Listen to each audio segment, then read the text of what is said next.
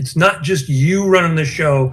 You're running the show for other people who are pushing the show off the rails as hard as they can, and you should let them. So I tend to view role-playing games as an exercise in competitive insanity. All right, everybody. Welcome back to GM Philosophy for the next installment of the interview series. This is the channel where we empower game masters to run better games. And for this interview, I'm sitting down with the 100th man. We are going to talk about all kinds of awesome stuff, but I want to first give him an opportunity to introduce himself. Good sir, would you introduce yourself for the audience? Hello. I go by the 100th man, among other things. I've been a forever DM for about 40 years. I spent 15 of those as a volunteer judge at Gen Con, helping run the D&D Open, which was at the time the largest competitive role-playing game event in the world, which is a little odd, but it was different and fun and weird, and I learned a lot of odd things. Other than that, I can't say there's a whole lot mark me out as different from most other DMs who've been kind of stuck in that role. I've played systems ranging from, oh gosh, I don't know, the bare bones diceless stuff all the way up to the crunchiest, over the top Palladium tables everywhere systems you can imagine. So I should be good for a little bit of interest, I hope. Yeah, absolutely. Well, you say you've played a lot of systems. What is your favorite system right now? Oh gosh, well, right now I'm trying to get my knuckles into D&D 5.5, Ed. I had 5th. It didn't hook my players so much. I think a lot of them were still coming down off of 4th, which was a very different thing. Otherwise, I've got a lot of players who like callback systems, reaching back to 7th C, for example, but not 2nd edition. They want to play 1st. I've played Legends of the Five Rings, but not the most recent. They wanted to go back to 4th, I think. I can't recall exactly which. That one blew up in my face. It was some systems have a lot more style baked into them than others, okay, and that can throw players. I personally prefer the quick and dirty, not a lot to them, but still enough that they're a game. Mm-hmm. So I really like, this might be kind of a deep cut, but way back in the early 80s, TSR, when they were still TSR, had the Marvel license, and their Marvel Superheroes game used a boiled down version of the 2nd edition Gamma World rules, which was 1 table, percentile dice, and insanity. Yeah, you're talking about classic Marvel and the Universal table. Yep. That's the one. That is the first system I ever played on. Congratulations. It's really hard to get a system that power scales that neatly. And a lot of, like a D20 superhero system or hero system or, champions, mutants and masterminds, any of those things, you can't really get Hawkeye and Thor on a team. That's a copyright strike. You can't get an archer and a god on the same team. But with that system, it was I won't quite call it beer and pretzels. There was a little bit of crunch to it, but it was slick enough where you could juggle that, you could have an egg, a ping pong ball, and a bowling ball in the air at the same time. And generally the looniness of it kept things rolling. I really loved that system. Nice. But other than that, gosh, for atmosphere, I liked Shadowrun. Okay. It touched a lot of bases, especially the 1st edition. They were very daring with some of the social conflict that they were willing to build into the setting itself. It dealt head on with racism, for example, in really ugly fashion. Mm-hmm. And it resulted in some of the best splat books I'd seen ever, which they have not they haven't touched, at least a couple of them for later editions, even 2nd ed. And I appreciate giving game masters and players that much credit for mature, responsible role playing. Yeah, I agree. I agree. But I've played so many; it's hard to pick a favorite. I could move on to Deadlands, which the original Deadlands hooked me so hard. It as a system, it had its problems. It was really hard to benchmark, but the setting was unique and fun. It was steampunk, but it was also Western, and it was also urban fantasy, and it went crazy directions, and managed to tap into all of them. I loved it. I could go on here for a long time. My collection used to span thousands of physical books, and now I've got 3 external hard drives full of PDFs. Yeah. Okay. Mention a game, I've probably got some of it. Nice. Okay. So tell me a little bit about what your gaming experience has been like recently. Like, have you been like running a game a week? That kind of thing. What have you been doing? I've been running a game every other week, and I actually convinced my players to start alternating weeks trying to run games themselves. So let's see. Right now, like I said, I'm trying to get a 5.5 game under my wings. I convinced another player to run one because he's way more gung-ho about it than I am. But other than that, we've been kind of game of the weeking until we get things more stable. So I went way back and did Teenagers from Outer Space. We did a little bit of Star Wars D6, the West End. Their anniversary edition was printed not too long ago, and I felt I had to knock the dust off of that. That one went completely chaotic, which, as Star Wars, it's supposed to. That's one game you can play really drunk. R2-D2 impressions get progressively more hilarious as you knock them back. Let's see. We did, I said Legends of the Five Rings. I had a player who was really hooked on it. I hadn't run it myself before, but I'm learning Japanese. I'm a little bit of an anthropology nut. I did some linguistics. So it seemed like a chance for me to get some of that under my belt. And it turns out L5R has a lot baked into it. It's a lot grimmer. It's a lot closer to Cthulhu in tone than it is to Dungeons and Dragons. And so that was a bit of a surprise. And I'm not sure my players were expecting it. And it was possibly a bit of an unpleasant shock to them to see that, getting tainted was a death sentence. And, there's no coming back from it unless you're playing the most recent edition. It was built to be kind of a grim, definitely not a Hollywood ending game. Yeah. So, let's see. Does that answer the question? Yeah, totally. So, another thing now that you're talking about this, now before we hit the record button, you were telling me a bit about your background. Thank God we're not recording. Okay. Let me get that out of my system. No, we are now, but like before we were recording, you were telling me all kinds of interesting stuff about your background, and I don't know how deep you want to go into that, but so what I would like to ask though is that, like, basically, and just for the viewers, I mean, you're very highly educated. You have a lot of different degrees.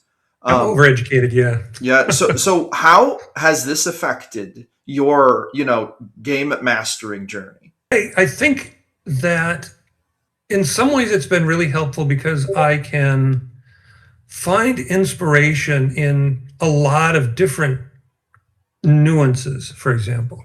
So if I end up playing a game that's not real crunchy, I can fall back on a storytelling experience from things like studying Shakespeare's comedies or screenwriting or English lit or mythology. If I'm playing a somewhat crunchier game that gets into the tactics and strategy, I can kind of switch rails and look into statistics and economics and history and draw from a different set of mechanical ways to construct a session. If I get players that are a lot more into the role playing, I can look at acting and stagecraft and just if we're playing a high tech game, I can lean into the technobabble. I've got chemistry and biology, and I took enough physics to break my brain. I didn't get that far. So if you need random weird biotech, or you need, if you need gruesome injury descriptions, I was almost pre-med. I can get pretty gross. Someone was asking the other day, how do you get horror into a game? So there's really no mechanic for it. You have to know how to squick people out, and it's playing dirty, and you have to have a session 0 on that. But it's just like humor. There isn't a mechanic for infusing humor into your game. You just gotta develop that timing, the sense, and find out where everybody's line is. It's another session 0 thing. If you've ever seen the movie The Aristocrats, finding that line of how far you can go is a skill in itself. Reading your players. Yeah, no, absolutely. What do you think drew you to playing TTRPGs? I mean, in the very beginning, why have you continued to play them? Like, what do you think is the reason? That's been a big cultural change in role-playing games. I started playing games way back in the early 80s, when you still had things like the Satanic Panic. And if you've seen Stranger Things, it was a pastime for basement-dwelling nerds, outcasts, and marginalized geeks, and people who are generally stomped down, like comic books or anime. They weren't. This wasn't popular culture. It was a subculture, and that kind of drew me. I was a smart kid, which isn't saying a lot. Sure, I was smart for a kid. So I gravitated toward that crowd, and I think I first saw the materials. Oh gosh, I think I was 3rd grade. I saw someone drawing a map on graph paper. I'm like, ooh, what's that? That's Dungeons and Dragons. He said very protectively and kind of scooted it to the side. I'm like, that looks like fun, because my uncle was a war gamer. Okay. And I'd seen some of he had huge double table setups of massive reenactments in his basement. And I saw one of those, I think I was as young as 5, and it just blew my mind. I was like, that's a game? Ooh. Mm-hmm. Look at all the little cardboard bits. Yeah, we pretend to blow stuff up. That really got me. But yeah, blowing stuff up. So I was a treat in chemistry class. But from there, gosh, I didn't really start playing until maybe junior high, when I ran into somebody who had the old D&D red and blue boxes and was looking for people. And so just between the two of us, we started bouncing ideas off of each other, and it didn't take me long to get hooked. And I convinced my dad to drag me out and buy the Advanced Dungeons and Dragons Player Handbook with the orange spine, and it was all downhill from there. So. Okay, got you. What do you think? So there's the subculture element of it, the interesting, draw of the hobby itself. But if we're going to go a level deeper, what about that hobby do you think draws you into it? Well, it's a different story now. I guess I kind of sidetracked there talking about my personal experience, but the bigger picture is that before it was a subculture, it had that clannish appeal. It's kind of why it's kind of behind the whole neckbeardy old grognard phenomenon, where you've got those old school players who have a semi-closed culture because they were kind of used to that. I know I was. It was a special thing we did, in contrast to all the normies. Mm-hmm. But it broke out from there at about the same time geeks started running the world. Comic books became $1 billion thing for Marvel Studios after they got their management shaken all over the place. Same thing with role-playing games. TSR got bought by WotC, which got bought by Hasbro, and they very deliberately mainstreamed it. And so, gosh, I'm losing the thread of the question already. Oh no, I like hearing you talk about it. Keep going. Well, as a cultural thing, the draw that it had previously, like the way you see it played on Stranger Things, for example, isn't 100% on, but it's close. It's not the actual play experience that a lot of people are getting hooked on now. It's a social thing. It always has been, but the society that it attracts is a lot broader, which in some ways makes it a lot harder as a game master to appeal to a general audience. You're no longer pitching to the like-minded, number obsessed, point counting, rules crunch, fantasy fans. They know all the material. They've read Appendix N, if you've ever heard of that. Not that they read the appendix. They've read everything in it. Yeah, it's a very different. You're not just playing for librarians anymore. You're playing for the whole crowd. So it's more performative. Oh gosh, do I want to call it shallower? In that you can't get the same kind of obsessive min-max munchkin point bashing, trying to get that tactical nuclear whammy for 5 character points. That crowd is still there, but you've got to think a lot broader to the theater kids. You've got the social butterflies. You've got the "ooh, this looks cool, I'll try it" crowd. You've got to have a lot more hats ready in modern gaming, which I think is one reason why there's been an explosion of so many systems. TSR doesn't have the dominance it used to have. Or I call it TSR. Hasbro via WotC owning TSR doesn't have the kind of dominance it used to have, and which I kind of suspect is why they bought them. With the OGL situation and Paizo getting that bit in its teeth and running with it, and then all the other smaller systems getting the idea. White Wolf has really, they've taken their system and turned it into computer games, and they leaned into the LARPing angle a lot before a lot of other outfits did. You've still got there's countless other small companies, and now with Kickstarter you've got individual creators doing not only third-party content but original systems, drawing from completely different backgrounds. The JRPG set, for example, has been huge the last few years. That's been fascinating to watch unroll.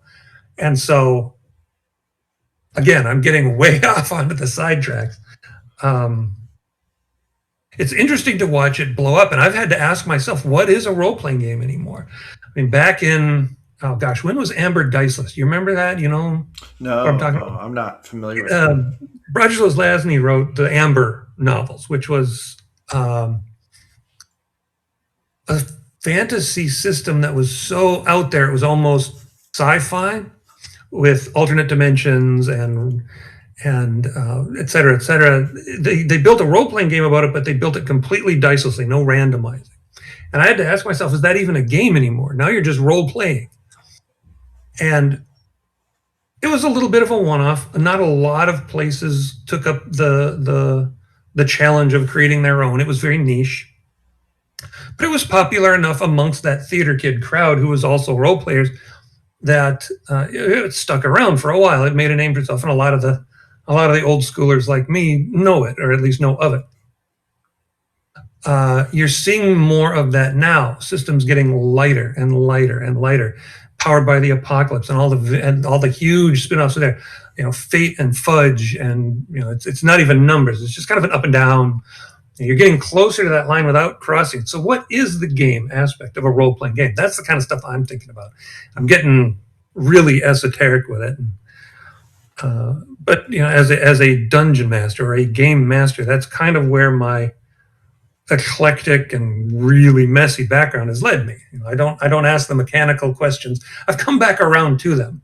Mm-hmm. It's like, what is a game? What mechanics do you really need to make a role-playing game?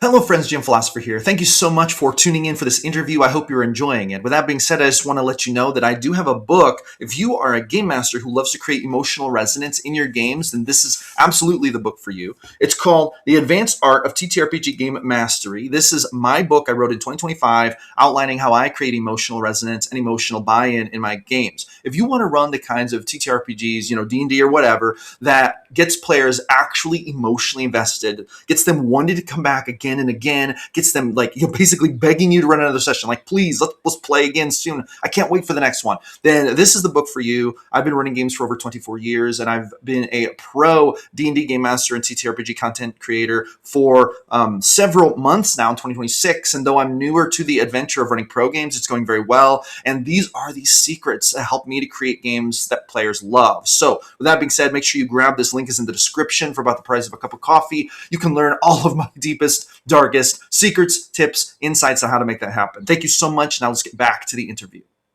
Okay, so this does lead to what I think is a really good question. What have you arrived at as the answer? What constitutes a role-playing game? And and you also mentioned mechanics. Like, what mechanics do you have to have in order to have it be a game? I'm very interested to hear your perspective, especially since you've played with so many systems. I think the one thing you have to make it a role-playing game is that element of randomness. I think one of the things that keeps people hooked on role-playing games is the anticipation, the unknown. How is this gonna turn out? It's not just going to be the whim of our storyteller. If you wanted that, you could just go watch a play or hit a movie. Amber Diceless, which I mentioned earlier, is role-playing, but is that really a game? I wasn't sure, which is one reason I never really got into that one. Because as big a ham as I am, I do also like the game aspect of it. I like taking apart the rules and looking for the loopholes and finding the skills that nobody uses and building a character based on just that and trying to be as obnoxious with it as I can. Because when all you got's a hammer, everything looks like a nail. If your character is built around the demolition skill, your Shadowrun game is going to run a lot differently. But I digress. You need some element of randomness. It doesn't necessarily have to be dice. I've seen games that pull it off pretty well with just an ordinary poker deck. I've seen them that use a tarot deck. I've seen a couple that had the nerve to just flip a coin. But having that bump, that moment where all of the, you've got your social nuts who are just there to have fun. You've got your people who are trying to set up their bonuses and advantages and all the tactical doobly-doo. And then you've got the storytellers. When you get to that point where the die comes out, that's when everybody goes and they lean in, and that's the hook that makes the role playing a game. It's that it's like gambling or see, it's not even really a sport where you can rely on your physical abilities or your mental abilities and roughly where you fall on the continuum. It's a die. It doesn't care. It's going to do things to you and you won't expect them. That's the hook of a role-playing game. You can't do that in isolation, though. You have to build that sense of anticipation. So there has to be the artistry in it. There has to be the acting. There has to be the storycraft. There has to be the cooperative hooking of not just the characters, but the game master. If he's just running on a module and the players obviously don't care, the game master is going to lose interest too. And it's just, you're just going through the motions at that point. So it's I don't know if it's equal parts theater and screenwriting and storytelling, because you have to get this across, and role playing and tactics, strategy. There's a lot that goes into it. I'm not really. It might be an art in itself instead of just a crazy quilt of a bunch of different arts. I don't know. I haven't figured that out yet. Do you think that there is a system that you've played that you think, this is pretty close to the most perfect set of mechanics? It depends. God, I hate that answer.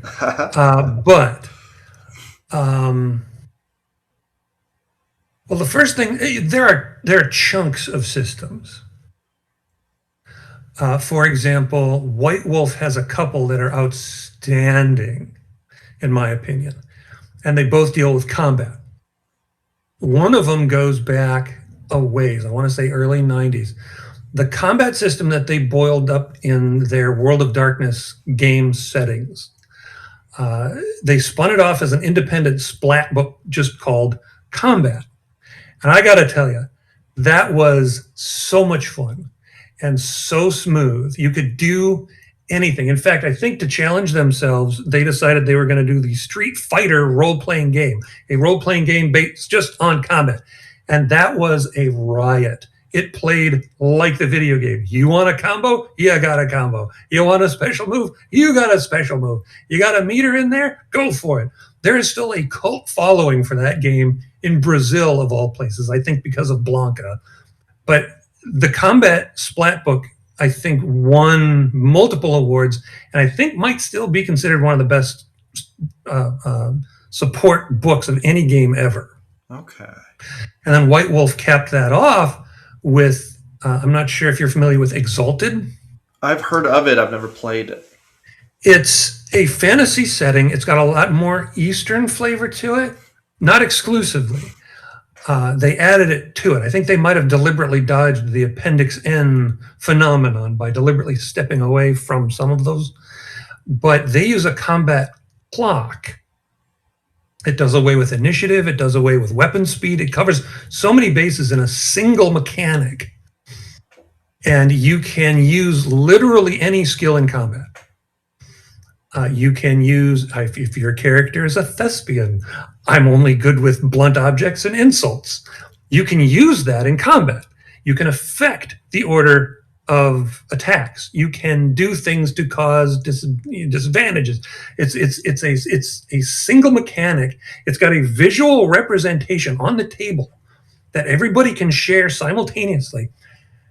And it's so simple, but it's so all-encompassing. That I thought was a stroke of genius. Otherwise,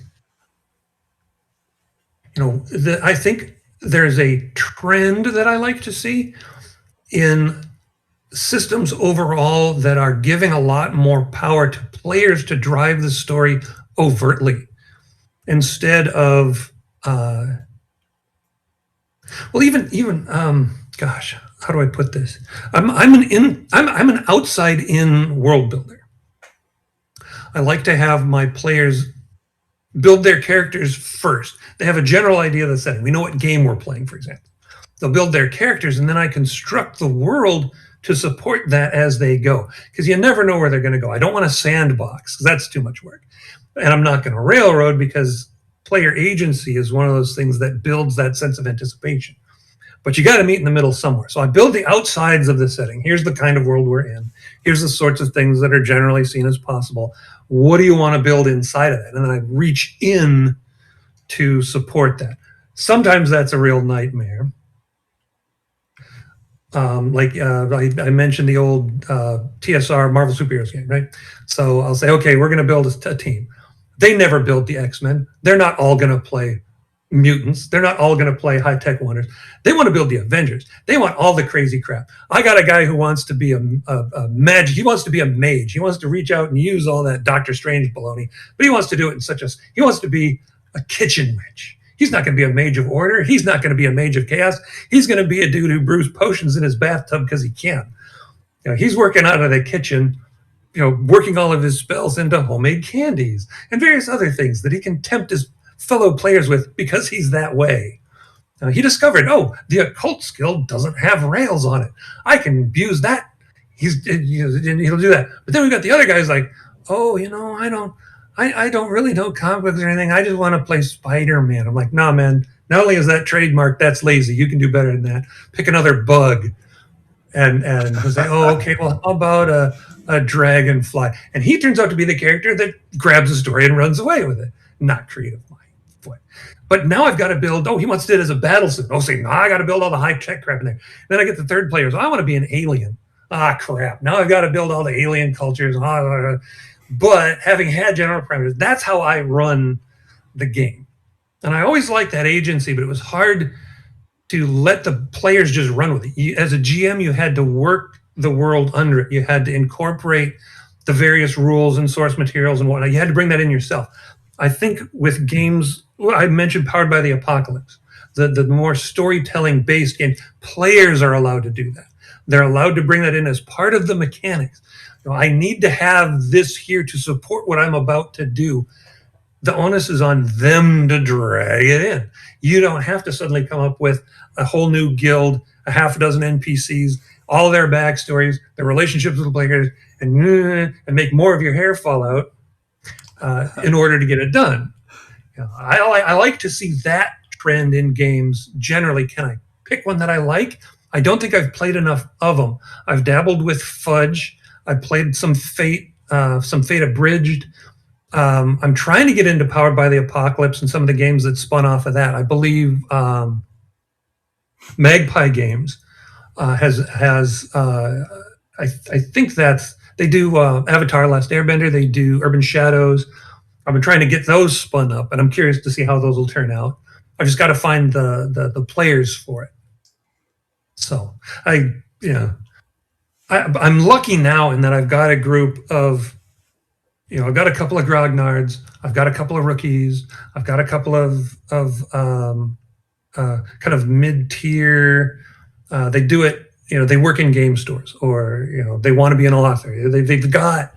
It's very eclectic, so I have that advantage. But at the same time, it's hard to get them all going in the same direction. Just picking a game. Yeah, so. No, totally. Are you gaming in person or on VTT? I do a lot of in person. Over the lockdown, we played virtual. We did Discord. We did D&D Beyond, etc. And it was harder for me because, like I said, you've got to build that sense of anticipation. Part of that is you need engagement. So it's hard. Like, you can't just sweep the table with your eyes and make sure everybody's looking. You can't necessarily catch the person who's decided, they're going to zone out and play, Candy Crush instead. It was a lot harder to corral attention virtually. I think that's why the actual plays, they're all played in person, as far as I know. The ones that are played virtually, you have professional investment by the players, and that keeps them focused. I think playing virtually with regular players, unless you're playing a game that actively invites that kind of input, it's hard to tell if you're doing a good job. So my preference is in person. Yeah. Not that I'm bashing the virtual. Sometimes that's the only way you can get. Like, I'd love to get started on Start Playing, for example, but given my play style, it's hard to pitch that up front. You have to have that campaign built. You have to have the elevator pitch. You've got to have, here's what we're doing, here's where it's going, here's what you can expect, pre-built. And given that I like to give my characters via their players all the latitude I can give them, it's hard to do that. You essentially have to write a module in order to get the safety checks, the pre-clearance, and then to do the advertising. Essentially, it's advertising, short form text advertising, and that's a challenge I still haven't got my brain around. I'm still working on that. No, super fair. Hello, friends. GM Philosopher here. Listen, I have been a pro paid game master for several months now. I started my business in January of 2026, and then I went full time in March. How did I do it? I actually wrote a book all about that, the Pro GM's Guide. Listen, this book I wrote detailing how I went from having 0 pro games at all to going full time running pro games. Now, keep in mind, running pro games isn't my only business. I have 5 full pro games going right now. I also do the YouTube, obviously, and I sell products. With that being said, I am highly confident that with the methods I've outlined in this book, and of course, this book is kind of based on using Start Playing games as your platform, but you do not have to do that. There are ways to get around that, and this book will be useful to you even if you're not using Start Playing, but it's specifically written with Start Playing in mind. And if you want to turn your love for the hobby, your talent for running games into either a beneficial side hustle, or even consider going full time, then this is the book for you. All the crucial tips, tricks, trial and error, all the stuff I learned trying to figure out how to make it happen, I have put into this book. If you have aspirations of being a pro game master, this is absolutely something you need to add to your bookshelf. Grab this. Link is in the description for about the price of 2 cups of coffee. You can add this to your repertoire. Once again, thank you so much for watching the channel and the interview. And now let's get back to it. All right. So now, as As we've established, I am the GM philosopher, or at least that is my YouTube my YouTube name. Am I actually a philosopher? Probably technically no, but I Oh, dabble, right?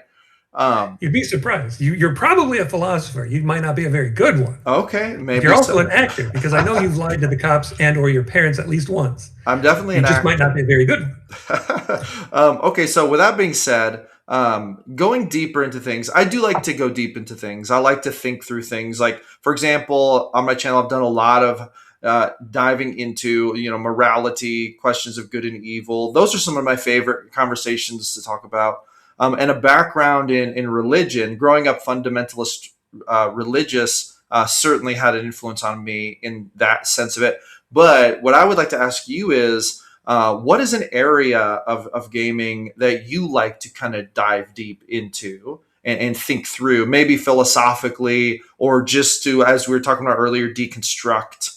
In play, that's hard to do. You never really know what's going to cross a line with a player unless you've had a really good session zero or you've got a well-established group of friends that you've got a certain level of trust in. Um, it's tough to get into. What is heroism? Because one person's hero is another person's villain. Okay. What is the whole flap about alignment? Originally it was a mechanical convenience because you had to have something that detect evil is a spell. Well, something's got to have the evil label on it. What is that? And they just took it. Well, how about this? And they boiled it down to the Myers Briggs level of simple-minded. This is lawful. This is chaos. This is good. This is evil.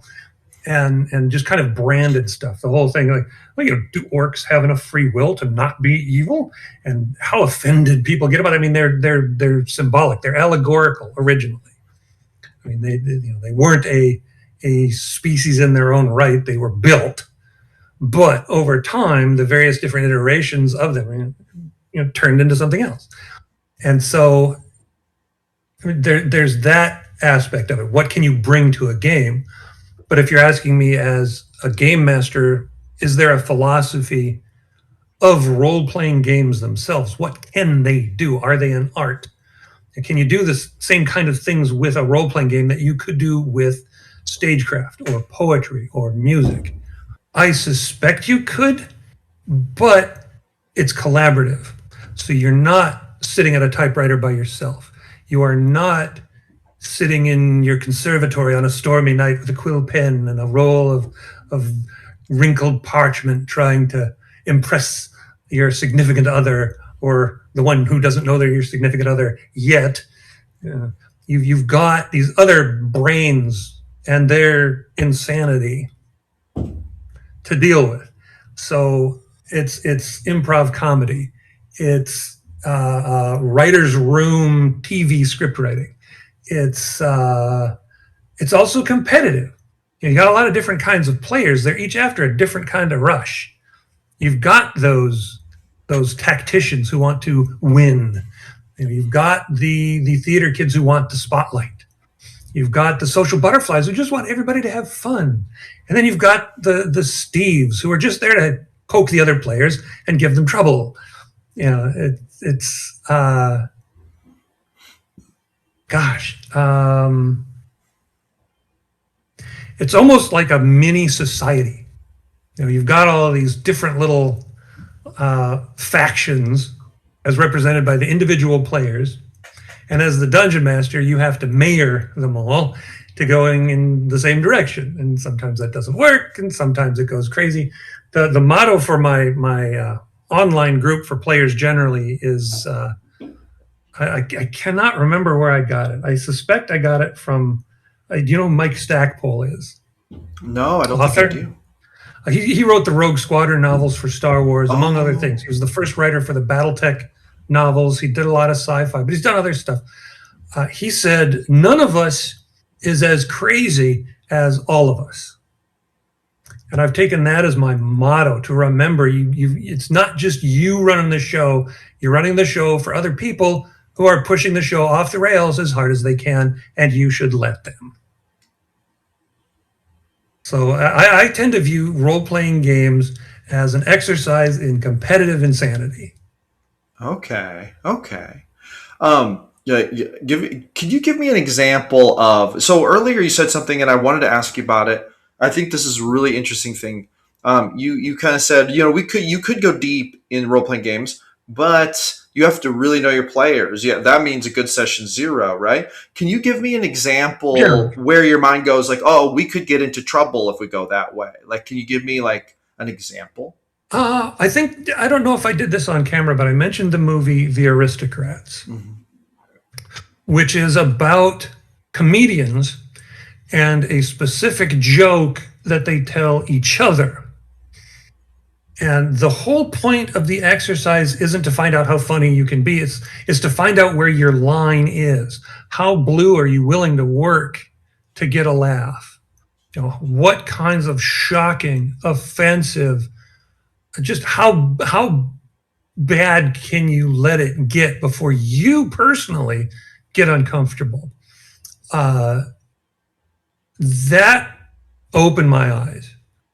It's not just for comedy. It's for improv. It's for collaborative exercise. It's for anything where you've got to worry about the impact you're having on other people, not just as a performer, but as a service provider, as an exemplar, there's a lot of. I mean, heck, you could probably even take that into parenting.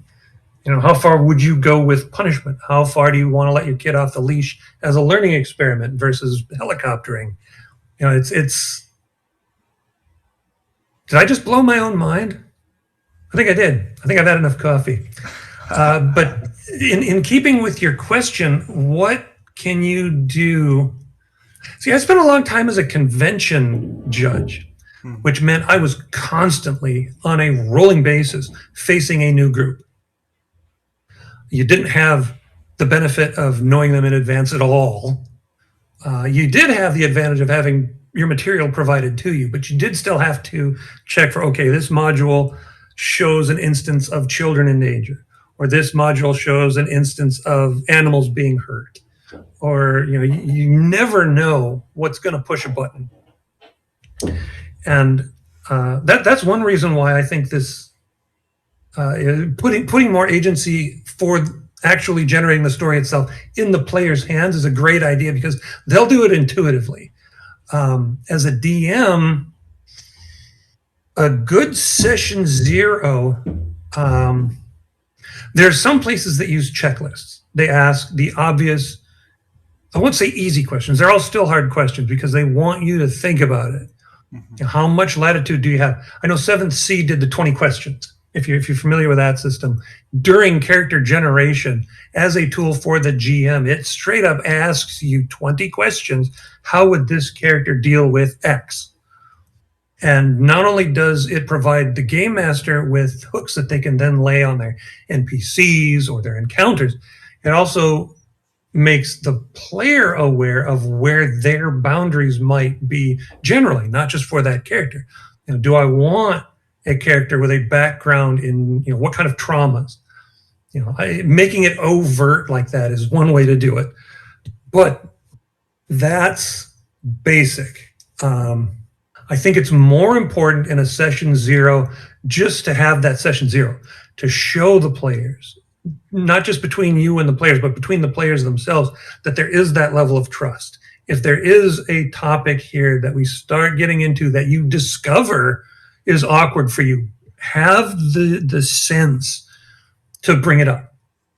Because not only is that going to make things more comfortable for you, it's going to be a learning experience for the other players that they can then bring elsewhere into reality if they have to, which is unfortunate, but sometimes if they didn't realize that X was something that people could be sensitive to. Sometimes they'll even go, if you run into a player who's open enough to bring up why is harakiri so uncomfortable for some people? And you find out is that suicide generally is a hot button for them. They've had personal experience. They're a semicolon survivor.